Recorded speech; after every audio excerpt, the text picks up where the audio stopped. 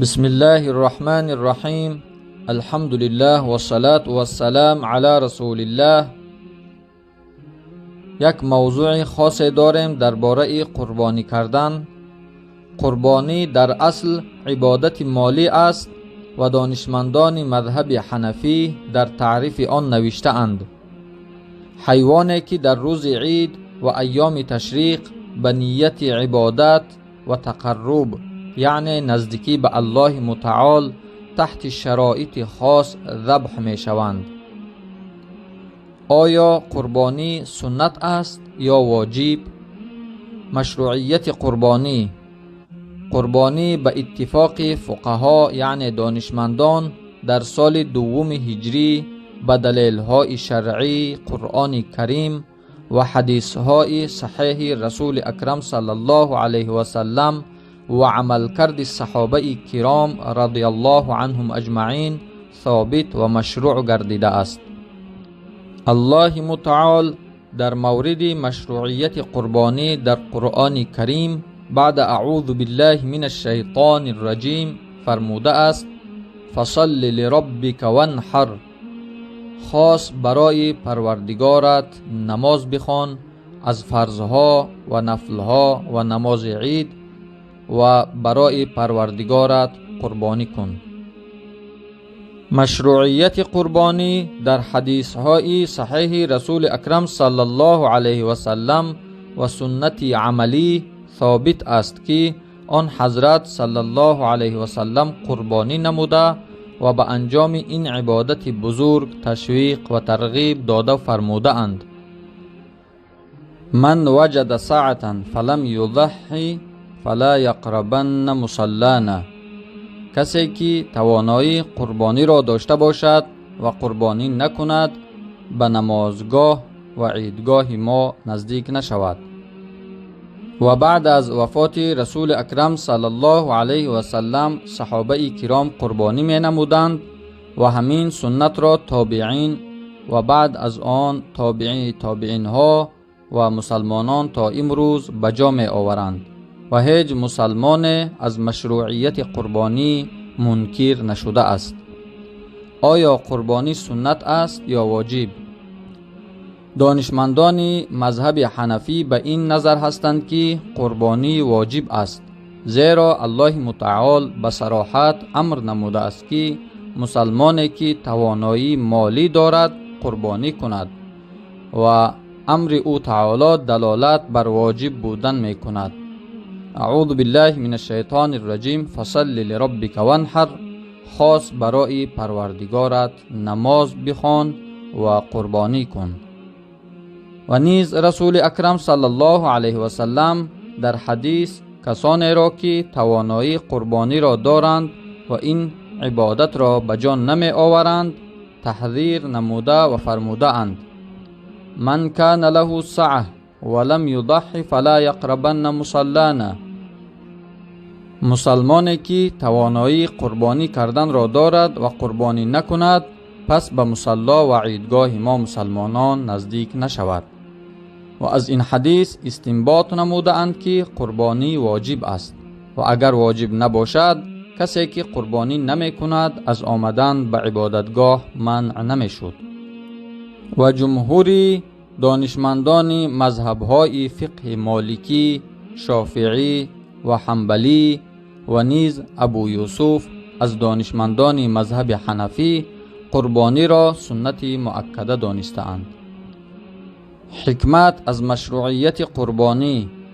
حکمت از مشروعیت این عبادت مالی بر علاوه از ثواب و فضیلت و بخشایش گناهان مسلمان به جا آوردن شکر الله متعال است بر نعمت‌هایی که بر بنده خود ارزانی فرموده است که سنت ابراهیم خلیل علیه السلام را احیا و زنده نماید و در راه او تعالی مال خود را مصرف کند. در عین حال مسلمان نفس خود را بر بندگی الله متعال و عبودیت تربیه می نماید که در هر موسم عبادت خاصی را مطابق امر او تعالی و هدایت و راهنمایی رسولش انجام دهد و نیز با فقیران و محتاجان همدردی نماید با تقسیم کردن گوشت قربانی و از همه مهمتر اینکه توحید الله متعال را تکرار نموده اسم او تعالی را یاد کند، یعنی بسم الله الله اکبر بگوید در وقت ذبح قربانی. بعضی ها سؤال را مطرح می کنند که در بین بجا آوردن شکر او تعالی و عبادتش و ریختن خون چه ارتباط وجود دارد؟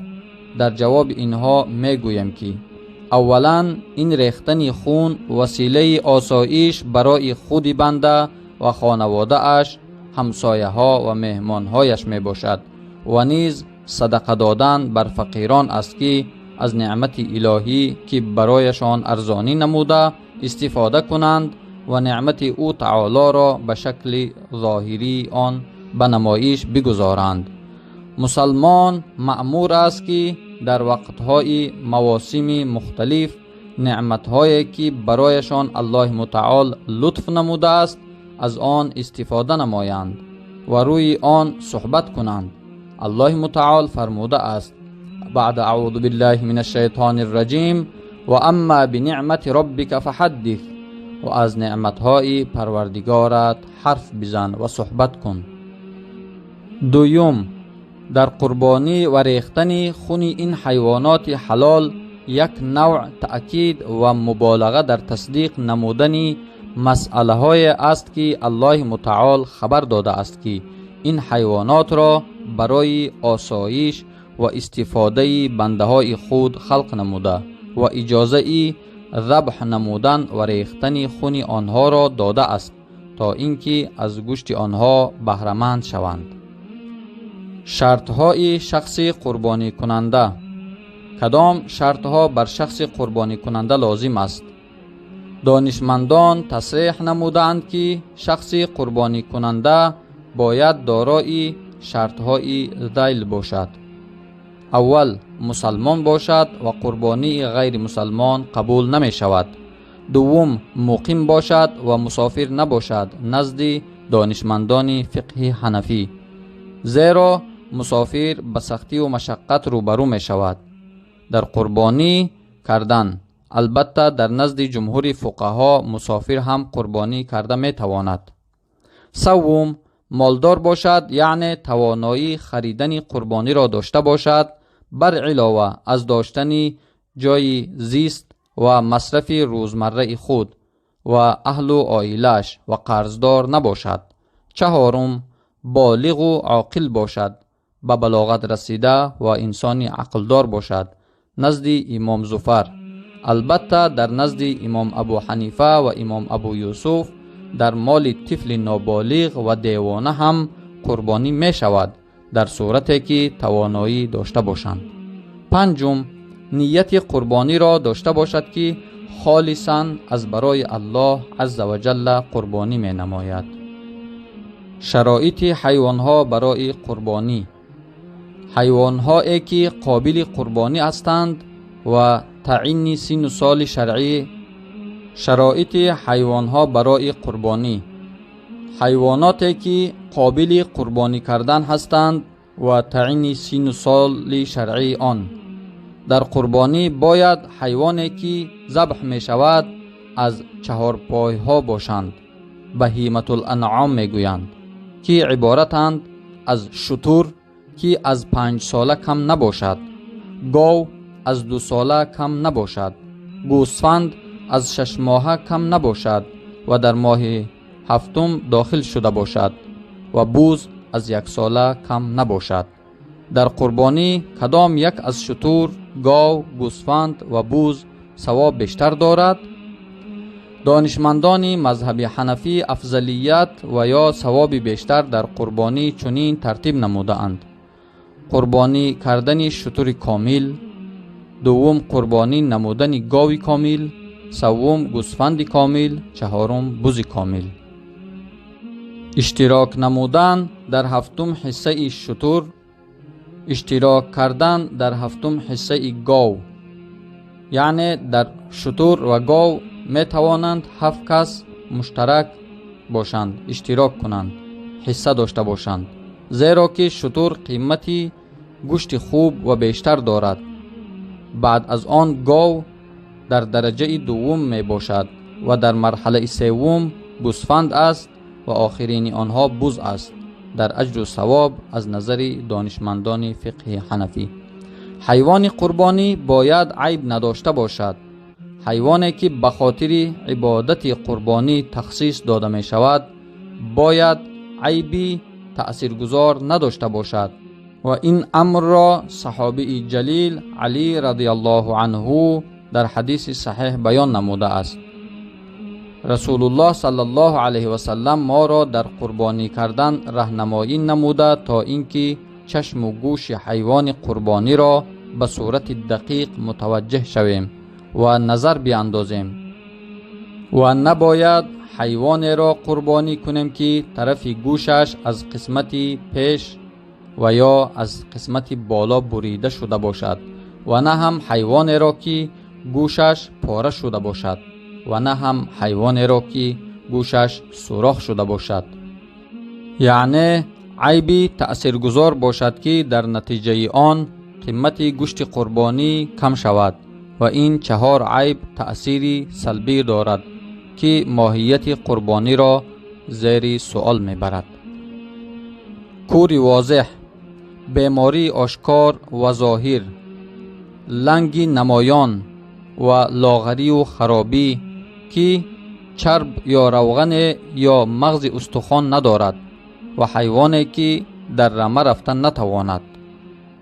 و آن حضرت صلی الله علیه و سلم نیز از قربانی نمودن حیوانات عیبی منع فرموده در این حدیث صحیح فرمودند قربانی نشود حیوان لنگ را که لنگی آن واضح و ظاهر باشد و نه هم حیوانی کور که کوری آن ظاهر و آشکار باشد و نه حیوانی مریض که آن کسلی ظاهر باشد و نه حیوانی ضعیف و لاغری که در میان استخوان آن مغز باقی نمانده باشد. منع فرمودند. اما وجود عیب خرد و کوچک در حیوان قربانی تأثیر ندارد. زمان قربانی ابتدای وقت قربانی بعد از نماز عید شروع می شود. از صحابی جلیل القدر جندب البجلی الله تعالی از او راضی باد در حدیث صحیح روایت است که فرمودند من روز عید اضحی یعنی عید قربان همراه پیامبر اکرم صلی الله علیه و سلم نماز خواندیم و پیامبر اکرم صلی الله علیه و سلم بعد از نماز خطبه های خوانده سپس فرمودند کسی که قبل از نماز یعنی قبل از نماز عید قربانی نموده است به جای آن دوباره قربانی کند و کسی که قربانی نکرده باشد به نام الله قربانی نماید. و ختم و انتهای وقت قربانی غروب آفتاب روز سوم عید است در نزد دانشمندان فقه حنفی، اما در نزد جمهور علما و دانشمندان معاصر وقت انتهای قربانی روز سوم ایام تشریق است، یعنی روز 13 ماه ذی الحجه. و صلی الله تعالی علی خیر خلقه محمد و آله و اصحابه اجمعین. والسلام علیکم و رحمت الله و برکاته.